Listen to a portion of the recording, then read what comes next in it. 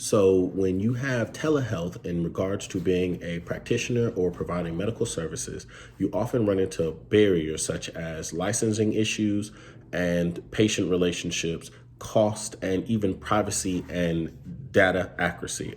So, when it comes to things like malpractice or the licensing issues, oftentimes it is very, very expensive to get a license in another state. And if you have to see a client in that state, there are laws that require you to actually have an incomplete, unrestricted license in the state that you're practicing in and the state that you reside. So if your patient lives in, let's say, Indiana and you live in Georgia, you need to have an active license in the state of Georgia. If your client lives in Indiana, you need to have an active license in the state of Indiana. As well as national certificates and things like that, and the cost varies across state lines. And that is also another barrier that people face, whether it's the cost of equipment, the cost of internet services, or and that's for the patient, or the cost for the practitioner to actually practice the cost for the practitioner to actually practice and service the clients.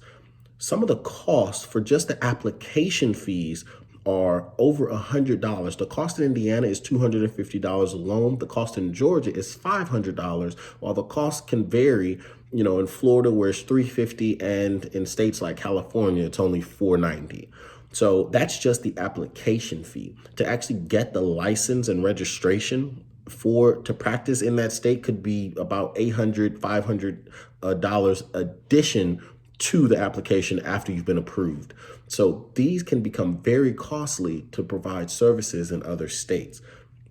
When it comes to patient relationships, oftentimes deciding whether or not you have developed a relationship can be a gray line, which can lead towards malpractice suits, because if you have to prescribe medicine or you're giving certain medical advice, if they're not your patient, then that can be unethical and very dangerous, as well as things like privacy and data accuracy. The reality is nothing on the internet is secure. No matter how many barriers or security walls you go through, you can still potentially violate HIPAA by giving patient information and all kinds of things to these websites and all of these things that you're using to provide these services. And since telehealth has to be via, online service, then a lot of these websites are storing data, and they could not actually be it could not actually be helpful towards the patient. It could be selling the information to a third party and things like that.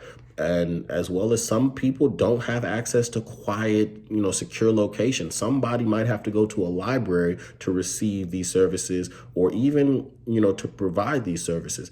Although insurance may pay for certain items for the patient, the provider may not have access to that.